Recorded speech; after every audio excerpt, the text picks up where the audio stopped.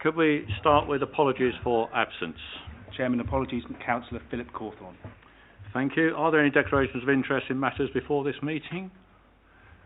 No. In which case, the minutes of our last meeting on pages 1 to 8 of the agenda, can I take those as approved?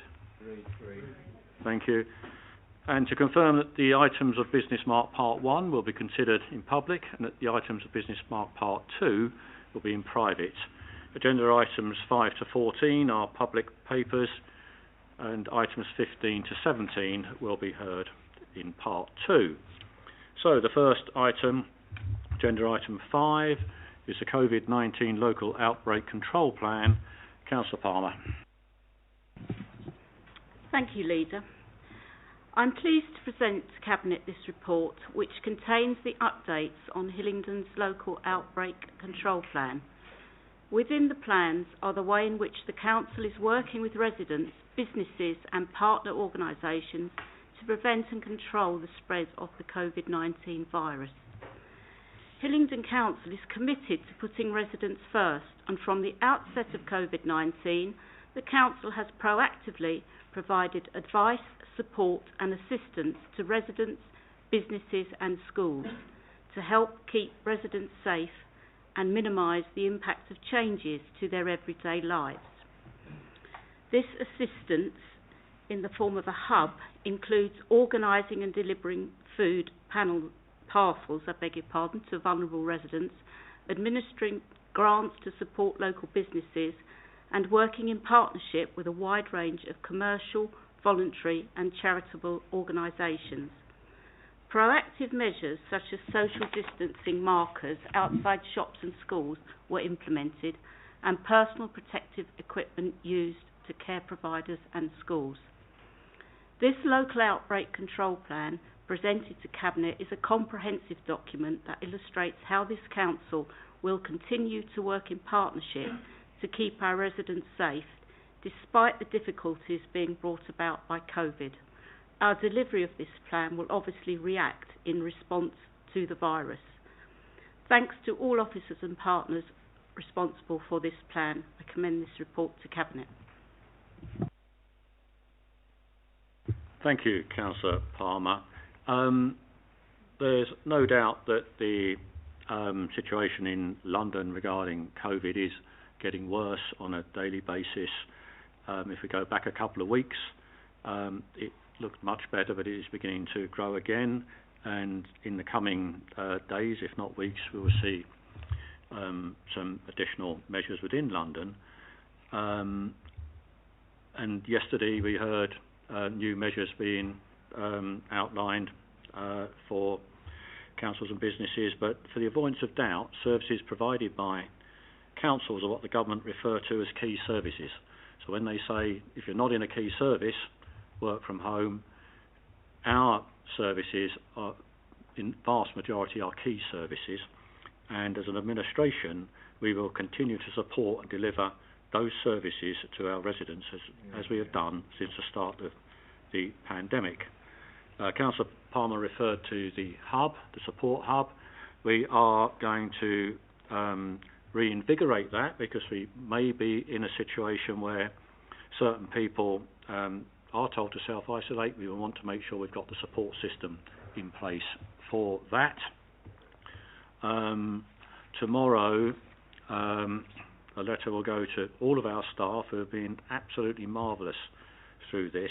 I don't think there's not a council leader, certainly in London, who wouldn't be pleased to have the staff that we've got and delivering the services the way that they continue to do. But what will go out to the staff tomorrow, just so you're aware, is a letter saying, following the recent announcement by the government that some employees should now work from home where they can, further clarity has been provided around how this will affect us as a local authority, providing essential and other important services to residents. The government has indicated that public sector employees working in essential services should continue to go into work where necessary.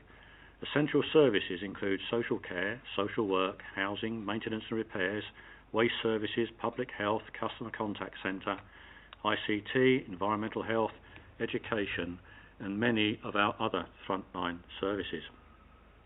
The great majority of our services have now been recovered, and many of these services cannot be delivered from home.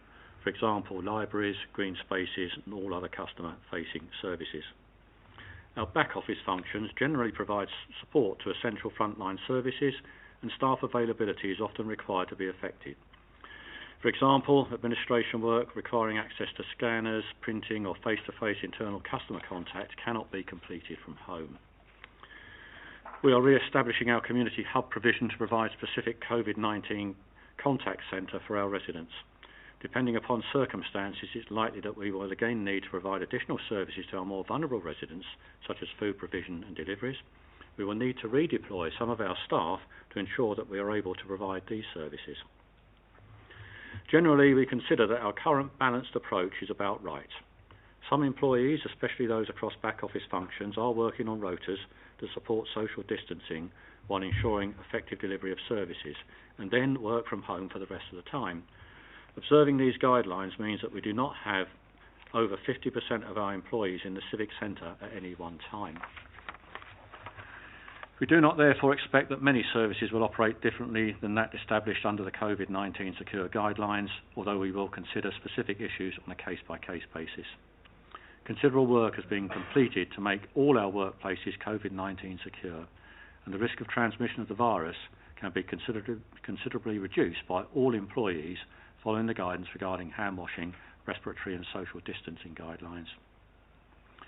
We are privately sourcing COVID-19 testing kits so that we are in a position to rapidly test any employee who exhibits symptoms and need to self-isolate or have come into contact with somebody who is symptomatic. Through expediting the testing process to our staff, we will be able to quickly provide certainty and reassurance while reducing the likelihood of transmission of the virus. We will continue to provide extra consideration to those at higher risk through our risk assessment process.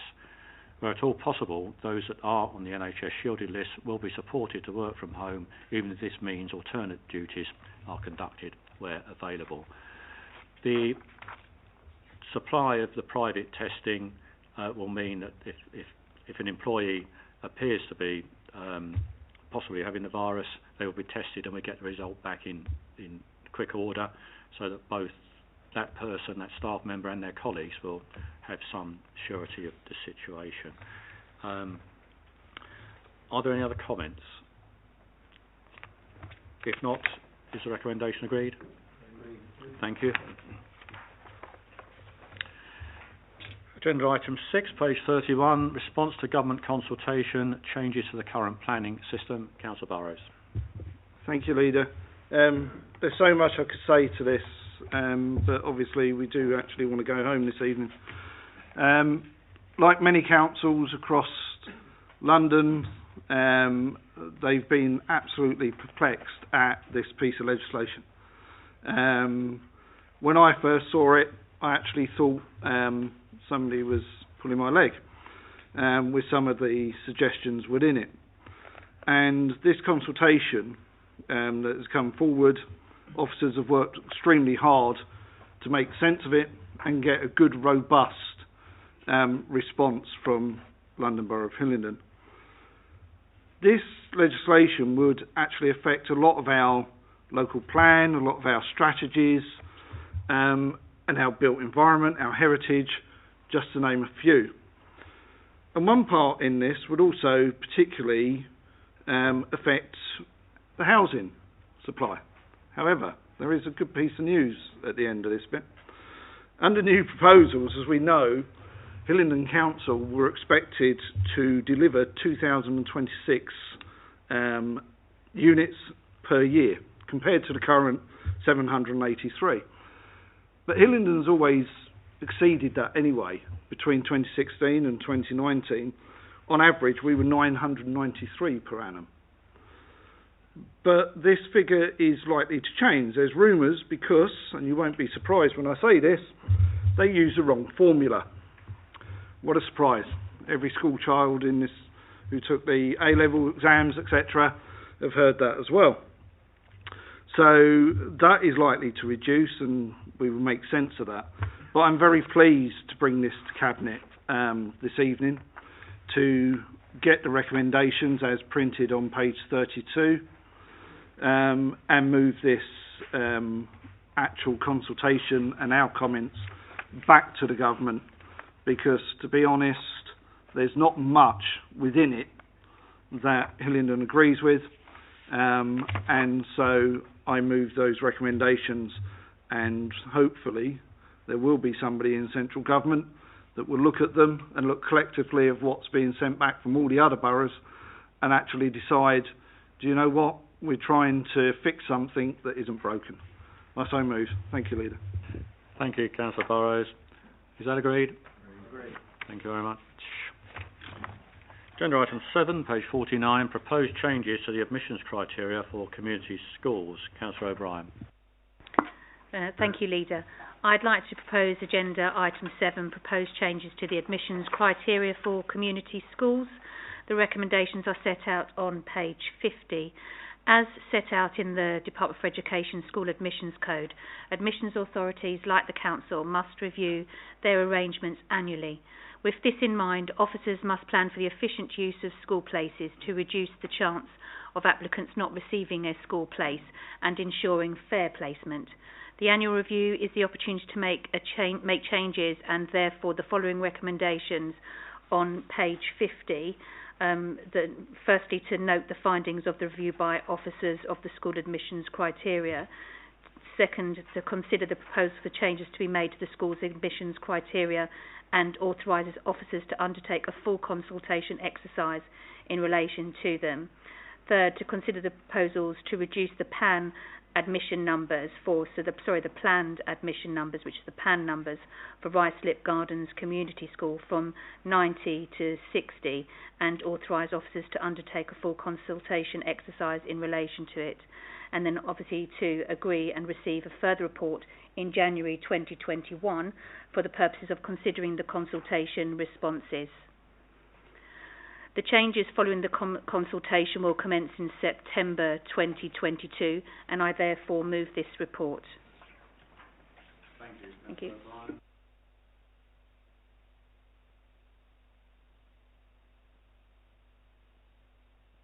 Licensing policy for consultation. Councillor Mills. Thank you, Leader. I move recommendations at the bottom of page 71, which is to begin a public consultation on our revised statement of licensing policy. This is a process similar to which we undertook about a year or so ago in respect of our gambling policy, a need to refresh and to ensure that we're picking up all the legal changes that have taken place since our licensing policy was last adopted by Council. There is nothing in the proposals that are fundamentally radical. It is really a tidying up exercise, but the consultation does give an opportunity for all interested parties to come forward with suggestions and alterations to our licensing policy, which we will then give due consideration to, coming back here first at Cabinet and then taking it to a full Council meeting at a due date. So we're starting a process. Thank you, Councillor Mills. Are those recommendations agreed?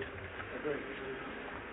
Thank you. Agenda item 9, page 79, Transport for London Local Implementation Plan, Annual Spending Submission 2021-22. Councillor Burrows.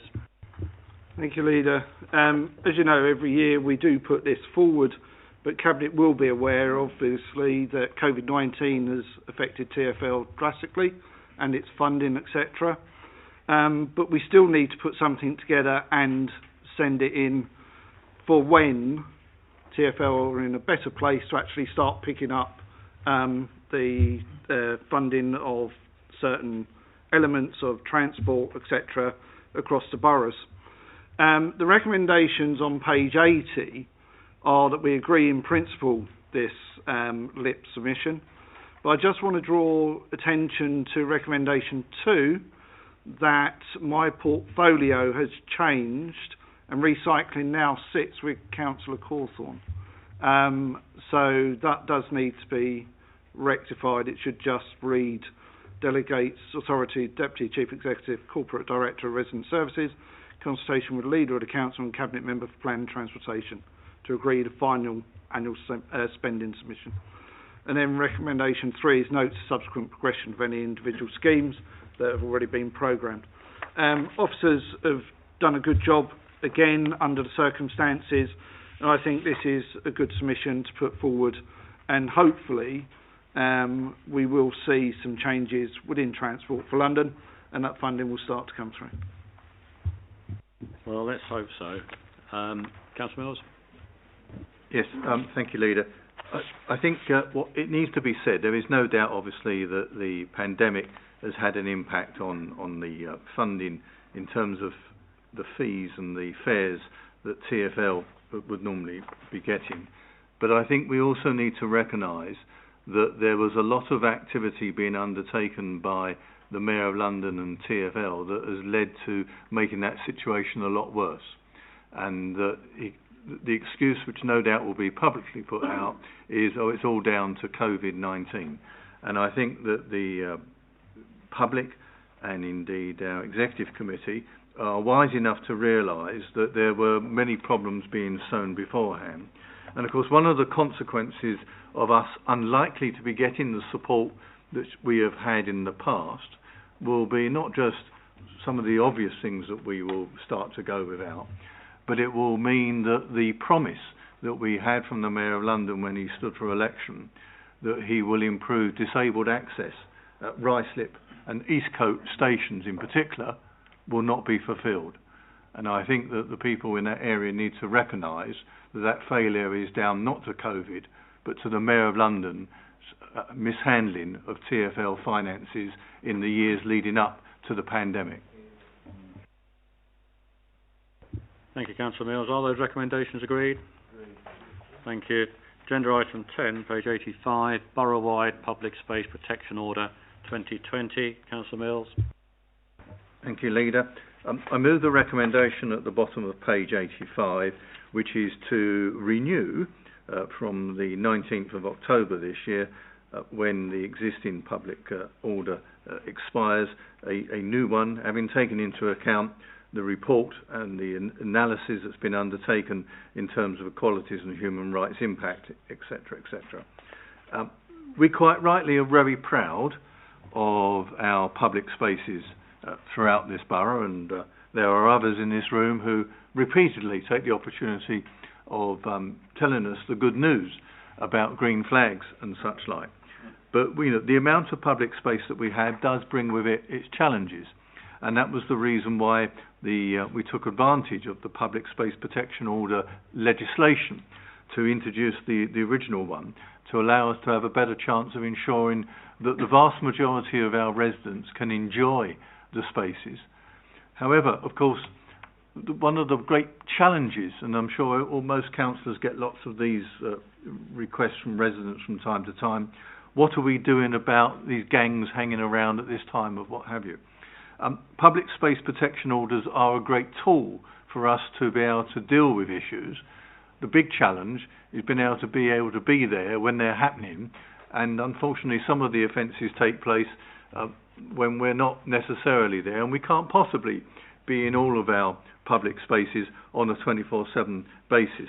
But without public space protection orders, it will be even more difficult for us to ensure that the vast majority of our residents continue to benefit from all our green flags and from all the public space that we are fortunate enough to have in this borough, and no doubt will continue to make sure is as well protected as possible. So this order, I think, is a very useful piece of armoury to have as an administration. I move. Thank you, Councillor Mills. Is that recommendation agreed? Agreed. Thank you. Agenda item 11, page 111.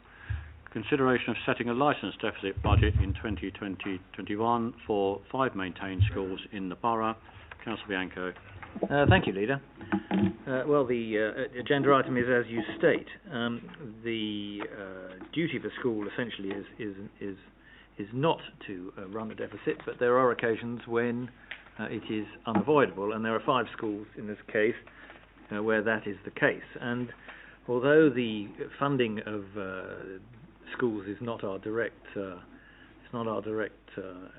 issue, and we don't suffer directly through any. There's no financial penalty to us personally if this goes wrong. The Cabinet is the decision-making body as far as schools funding issues are concerned, and therefore it is down to us to make such a decision.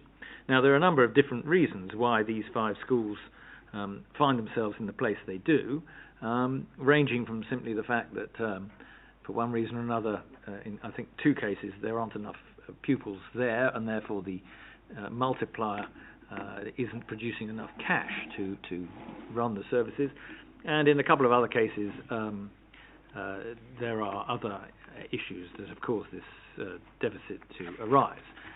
Now, there is a hope that these deficits will certainly move in the right direction, and that's particularly the case in respect of Oakwood School, which is a growing school, and should over the next few years, as the pupil numbers naturally increase, this deficit will reduce and hopefully disappear altogether.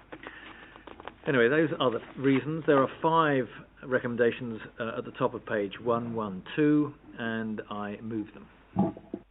Thank you, Councillor Bianco. Are those recommendations agreed?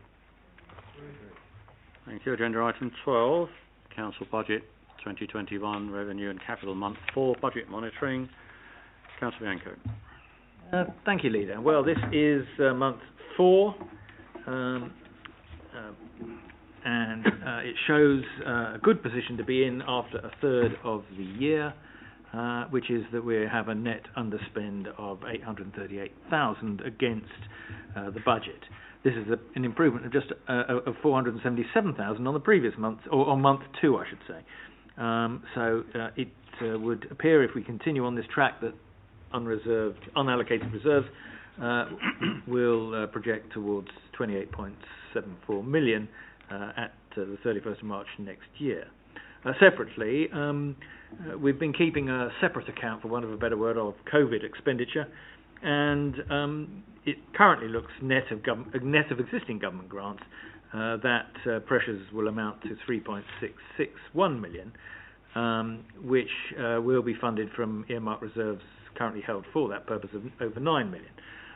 Now, we hope that over the next few months that figure will come down, as we believe there will be further grants given from government to help us and other local authorities achieve that. On the top of page, well, on the whole of page 126 and on to 127, there are 18 recommendations which I will move, and I know that, Leader, you will talk in detail about a number of them, but I would just like to touch on 2, which is recommendation 12, which is a grant of £10,287 to Eastcote Tennis Club to repair flood repair works. The tennis club is a much valued sporting club in the north of the borough, attracts many players of all ages. It's exactly the sort of thing we want to support to help our youth get out in the fresh air, even in these difficult times. They suffered a flood as a result a while back, which caused them significant damage, and we're keen to help them. And indeed, if you look at the next recommendation 13, which is to ratify, accept a grant from the Environment Agency. Part of that grant is for works to the Cannon Brook, which is the offending watercourse that caused the flood to Eastcote Tennis Club. So hopefully, putting these 2 things together, we'll see a positive step in the near future, and that Eastcote can carry on and they won't suffer again. Thank you, Leader. Thank you. Councillor Mills? Thank you, Leader. Yeah, just before you give us an overall summary of the picture, I just wanted to highlight in terms of recommendation 7, the funding agreement that we've reached with the Metropolitan Police, in particular in relation to the partnership tasking team. These are discussions that started last December, and so we've only now, it's been enforced, we've only got down to the signing off the paperwork, as it were.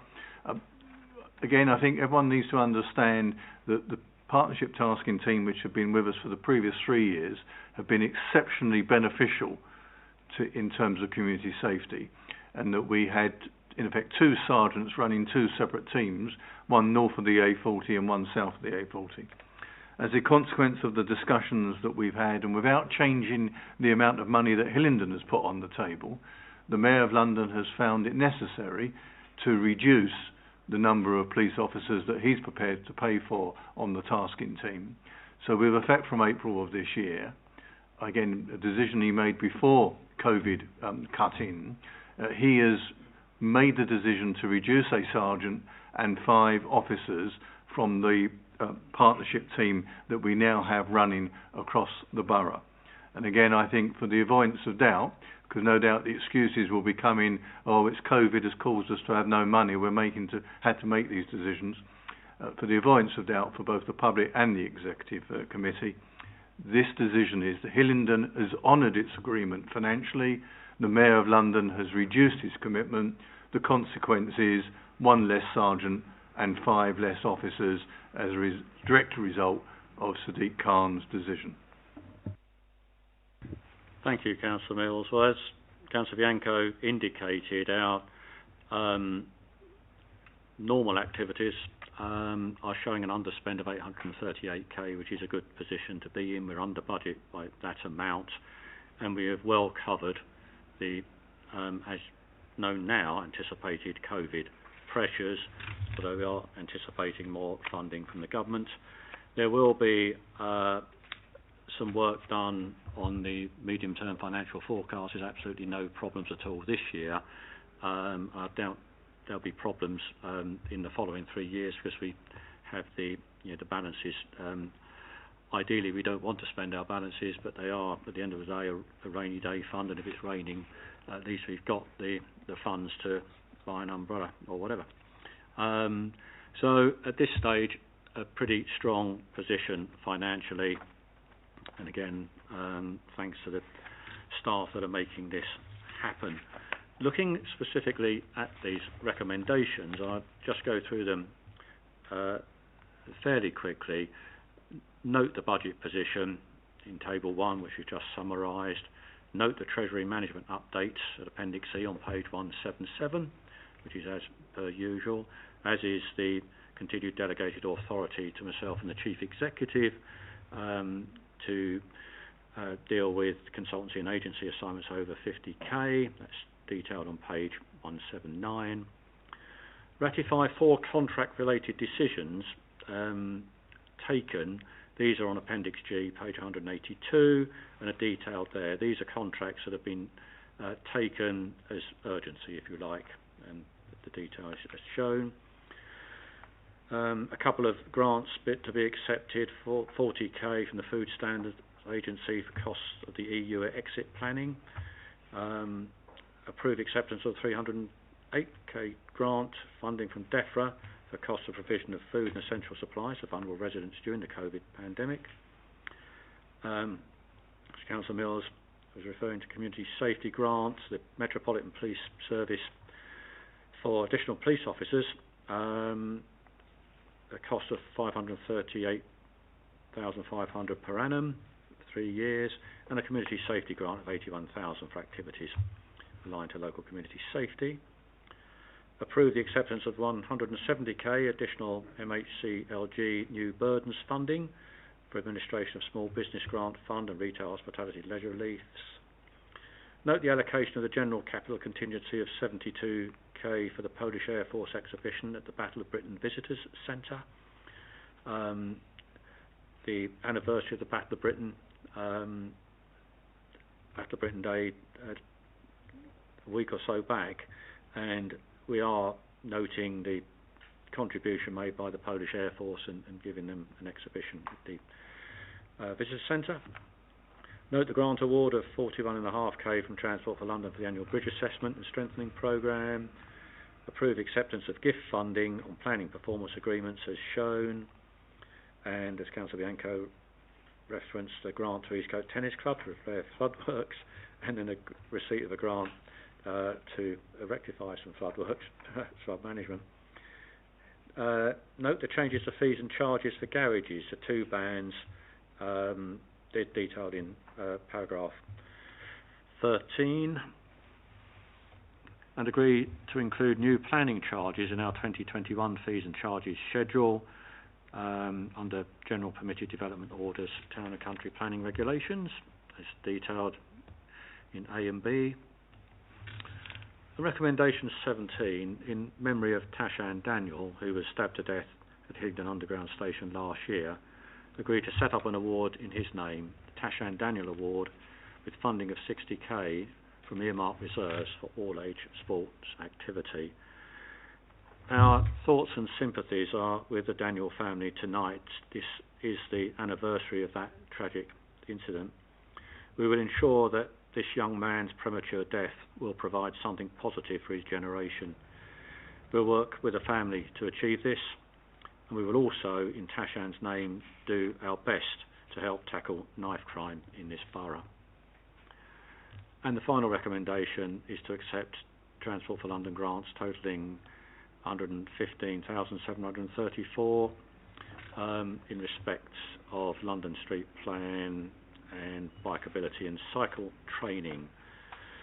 So a lot of recommendations, but again a fairly sound position for us to be in financially at a time when we do need to be in a sound financial position.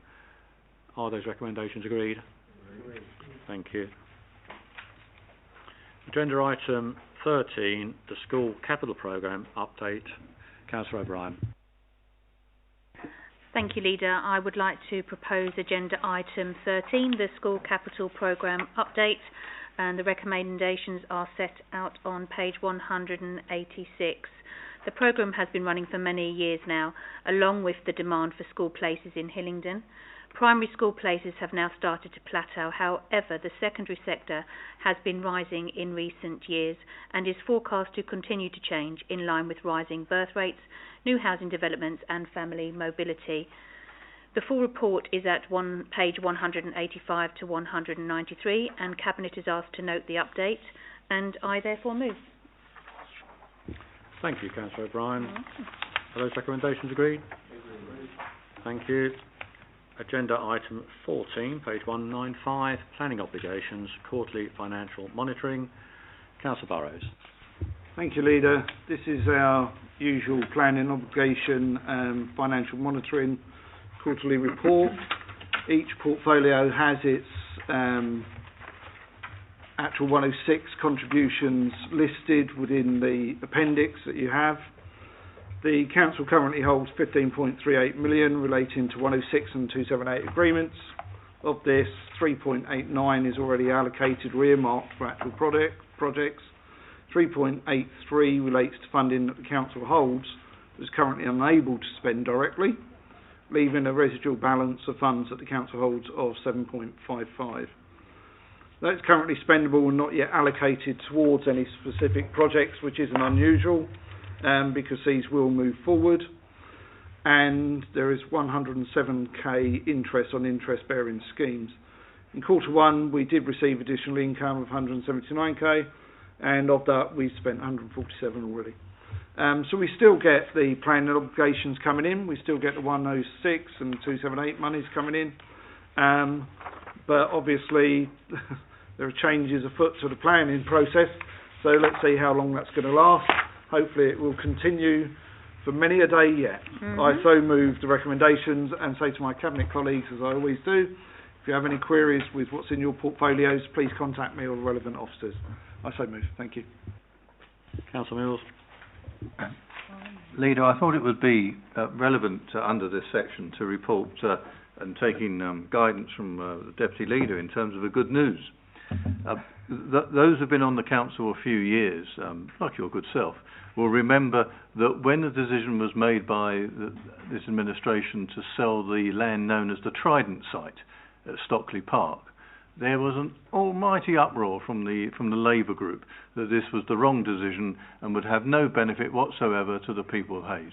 I am delighted to be announcing that under the Section 106 that emerged from the Trident site, that a significant proportion of that is about to be invested in improving the underpass at Hayes and Harlington Station into Blythe Road. And there will be a permanent memory of how good a decision this administration makes for the people of Hayes. I also want to highlight that what is important in the current climate about, because obviously employment is a key issue at the moment and the concerns that many people have. We are also about to enter into a contract with a supplier to release Section 106 money that will provide training for at least 50 of our residents to in effect get what I would call hard hat ready for construction sites, so that when they are able to be employed on a construction site, they're not going to be a risk either to themselves or to anyone else there. And I think this will be a particularly innovative scheme, as it is aimed at people who have particular difficulties getting back into the workplace in the first instance. And I think these are good examples of where Section 106 is being recycled and utilised to benefit our residents across the borough. Thank you, Councillor Mills. Is that recommendation agreed? Agreed. Thank you. We now move to part 2.